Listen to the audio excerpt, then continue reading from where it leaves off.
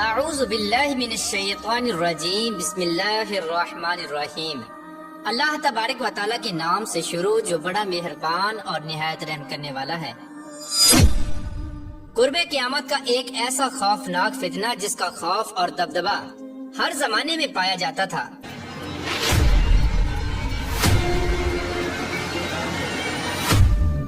اس فتنے کا ذکر اگر صحابہ کرام کی مجلس میں ہو جاتا تو صحابہ کرام زاروں کے تار رونے لگ جاتے اور اللہ تبارک و تعالیٰ کی پناہ مانگا کرتے۔ پیارے دوستو، آج کی اس ویڈیو میں ہم بات کریں گے کائنات کے سب سے بڑے فتنے کی، یعنی دجال کی، کہ دجال کون ہے اور دجال حقیقت میں کس شخصیت کا نام ہے، اور دجال کی پیدائش کب اور کیسے ہوئی، اور دجال کے ماں باپ کون ہیں، اور کیا حضور پاک صلی اللہ تعالی علیہ وآلہ وسلم کے زمانے میں بھی دجال موجود تھا، اور دجال اس وقت کہاں ہے، اور دجال اس دنیا کے اندر کب ظاہر ہوگا۔ پیارے دوستو، ان تمام تر سوالات کے جوابات قرآن و حدیث کی روشنی میں آج کی اس ویڈیو میں ہم آپ کو بتائیں گے، لہٰذا آپ سے گزارش ہے کہ ہماری اس ویڈیو کو اینڈ تک ضرور دیکھیے گا۔ پیارے دوستو، حضور پاک صلی اللہ تعالی علیہ وآلہ وسلم نے ارشاد فرمایا کہ قیامت اس وقت تک قائم نہ ہوگی جب تک دجال اس دنیا میں ظاہر نہ ہو جائے۔ دجال کی ظاہری نشانیاں اور شکل و صورت کے بارے میں حضور پاک صلی اللہ تعالی علیہ وآلہ وسلم نے ارشاد فرمایا کہ دجال چھوٹے قد کا ہوگا اور وہ بد صورت ہوگا، اور وہ ایک آنکھ سے اندھا ہوگا، اس کے دونوں پاؤں ٹیڑھے ہوں گے، اور اس کے جسم میں بہت زیادہ بال ہوں گے، اس کے سر کے بال گنگریالے ہوں گے، اور اس کا رنگ سرخ یا گندمی ہوگا، اور اس کی ناک طوطے کی چونچ جیسی ہوگی۔ اور دجال کی سب سے واضح نشانی یہ ہوگی کہ اس کے ماتھے پر کاف فا را لکھا ہوگا، جس کو ہر مسلمان پڑھ لے گا، چاہے وہ پڑھا لکھا ہو یا ان پڑھ ہو، لیکن کافر اور فاسق اس کو نہ پڑھ سکیں گے۔ پیارے دوستو، دجال جب اس دنیا کے اندر ظاہر ہوگا تو لوگوں کے سامنے پرہیزگار بن کر رہے گا تاکہ لوگ زیادہ سے زیادہ اس کی اتباع کریں، لیکن اندر سے یہ کافروں کی طرح ظالم ہوگا۔ دجال سب سے پہلے نبوت کا دعویٰ کرے گا، جب اس کے ماننے والوں کی تعداد زیادہ ہو جائے گی تو یہ خدائی کا دعویٰ کر دے گا۔ دجال ایک بہت بڑی سواری پر سوار ہو کر پوری روئے زمین میں گردش کرے گا۔ وہ سواری اتنی بڑی ہوگی کہ اس کی دونوں آنکھوں کا درمیانی فاصلہ 40 گز ہوگا۔ پیارے دوستو، دجال کے پاس بے شمار طاقت اور بے شمار مال و دولت اور خزانے ہوں گے۔ اس روئے زمین کی زیادہ تر نہروں پر دجال کا قبضہ ہوگا، اس کی اجازت کے بغیر کوئی بھی پانی نہ پی سکے گا۔ یہ لوگوں کو گمراہ کرنے کے لیے طرح طرح کی شعبدہ بازیاں دکھائے گا۔ یہ آسمان کو حکم دے گا تو وہ بارش برسائے گا، اور زمین کو حکم دے گا تو وہ سبزہ اگائے گی۔ اس وقت دجال اپنے آپ کو خدا کہے گا۔ جو لوگ اس کے پیروکار بن جائیں گے تو دجال ان کو مالا مال کر دے گا اور وہ عیش و عشرت کی زندگی گزاریں گے، اور جو لوگ دجال کو خدا ماننے سے انکار کر دیں گے تو دجال ان کو قتل کر دے گا۔ پیارے دوستو، دجال بجلی کی رفتار سے بھی زیادہ تیزی کے ساتھ زمین کے اندر گردش کرے گا اور وہ دنیا کے ہر کونے میں جائے گا۔ اس وقت تمام دنیا کے کافر اور اسرائیلی لوگ دجال کی حمایت کریں گے اور اس کی جماعت کے ساتھ شامل ہو جائیں گے، لیکن جو سچا مسلمان ہوگا وہ اس کو پہچان لے گا اور وہ اس کو خدا ماننے سے انکار کر دے گا۔ دجال پوری روئے زمین کے اندر فتنہ فساد پھیلانے کے بعد مکہ اور مدینہ کی طرف روانہ ہوگا۔ جب یہ مکہ میں داخل ہونے کی کوشش کرے گا تو اس کو مکہ میں داخل ہونے سے روک دیا جائے گا، اور آخر کار مکہ سے ذلیل و خوار ہو کر مدینے کی طرف جائے گا۔ اس وقت مدینہ منورہ کے 7 دروازے ہوں گے، اور ہر دروازے پر اللہ تبارک و تعالیٰ کی طرف سے ایک نگہبان فرشتہ مقرر ہوگا جو اس کو مدینہ میں داخل نہیں ہونے دے گا۔ اس طرح دجال مکہ اور مدینہ کے باہر کھڑا ہو کر ایک خوفناک چیخ مارے گا۔ اس وقت مکہ اور مدینہ کے اندر جو لوگ بھی منافقین ہوں گے وہ یہ آواز سن کر مکہ اور مدینہ سے باہر نکل آئیں گے اور دجال کے گروہ میں شامل ہو جائیں گے۔ پیارے دوستو، دجال 40 دن تک اس دنیا کے اندر رہے گا، اور بالآخر حضرت امام مہدی علیہ السلام اور حضرت عیسیٰ علیہ السلام کے ساتھ اس کا مقابلہ ہوگا۔ اس وقت دجال کا لشکر دنیاوی اسباب کے اعتبار سے مسلمانوں سے مضبوط ہوگا۔ اس وقت مسلمانوں اور دجالی گروہ کے درمیان ایک بہت بڑی جنگ ہوگی۔ اس جنگ کے اندر دجالی ہار جائیں گے اور دجال کے لشکر کو بہت بڑی ہار کا سامنا کرنا پڑے گا۔ اس وقت دجال حضرت عیسیٰ علیہ السلام سے ڈرتے ہوئے فلسطین کی طرف بھاگے گا، اور حضرت عیسیٰ علیہ السلام اس کا پیچھا کرتے ہوئے اس کو مقام لد پر پکڑ لیں گے اور اللہ تبارک و تعالیٰ کے حکم کے ساتھ دجال کو قتل کر دیں گے۔ پیار دوستو، بات کرتے ہیں کہ دجال کون ہے اور اس کے ماں باپ کون ہے۔ دجال کی پیدائش کے متعلق مختلف روایات ملتی ہیں، جیسا کہ رسول پاک صلی اللہ تعالی علیہ وآلہ وسلم کے دور کی بات ہے کہ جب مسلمان مکہ سے مدینہ کی طرف ہجرت کر رہے تھے تو انہی دنوں میں مدینہ کے اندر ایک یہودی عورت نے ایک بچے کو جنم دیا جو پیدائشی کانا تھا۔ یہ بچہ پیدائش کے اعتبار سے عجیب الخلقت تھا۔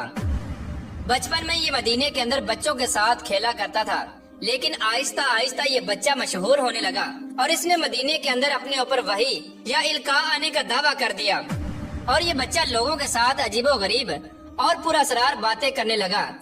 جب اس کی ماں کو اس بات کا علم ہوا تو اس کی ماں حضور پاک صلی اللہ تعالی علیہ وآلہ وسلم کے پاس آئی اور اپنے بیٹے کا سارا حال حضور پاک صلی اللہ تعالی علیہ وآلہ وسلم کو بتایا، اور اس بچے کی ماں حضور پاک صلی اللہ تعالی علیہ وآلہ وسلم سے یہ گزارش کرنے لگی کہ آپ اس کا معائنہ کریں کہ یہ کیا کر رہا ہے۔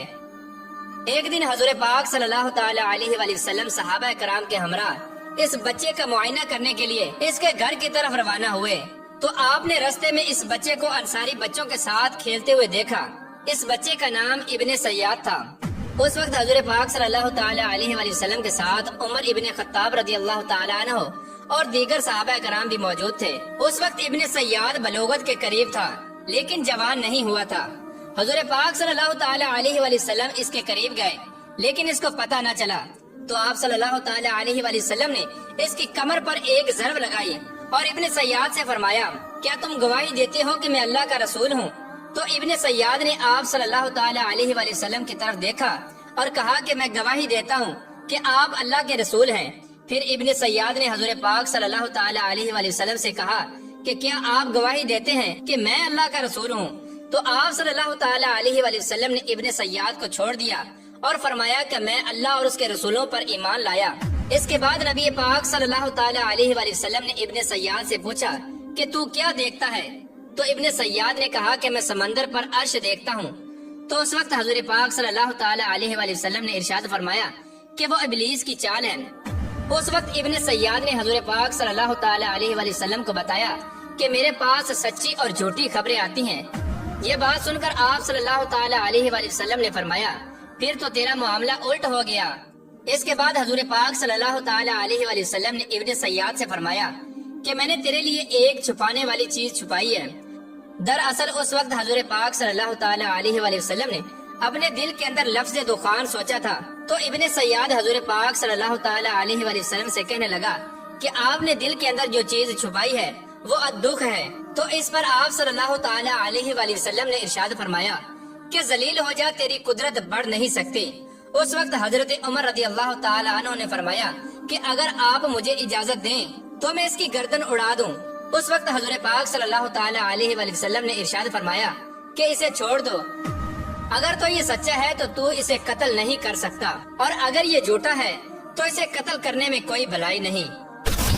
پیار دوستو، مدینے کے لوگ ابن سیاد کے بارے میں یہ کہا کرتے تھے کہ بعض شیاطین اس کے پاس آتے تھے جو اس کو عرش الہی کی خبریں دیا کرتے تھے، جبکہ حضور پاک صلی اللہ تعالی علیہ وآلہ وسلم نے ابن سیاد کے معاملے میں سکونت اختیار کی ہے، کیونکہ آپ صلی اللہ تعالی علیہ وآلہ وسلم کی طرف یہ وحی نہیں کی گئی کہ ابن سیاد کی حقیقت کیا ہے، جبکہ بعض لوگ ابن سیاد کو ہی دجال مانتے ہیں اور کچھ صحابہ کرام کا خیال بھی یہی تھا۔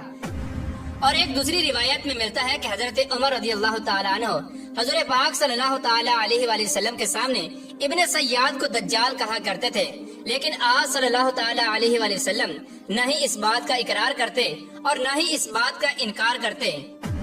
پیارے دوستو، ابن سیاد کے اندر ایسی بہت ساری نشانیاں موجود تھیں جو کہ دجال کی نشانیاں تھیں۔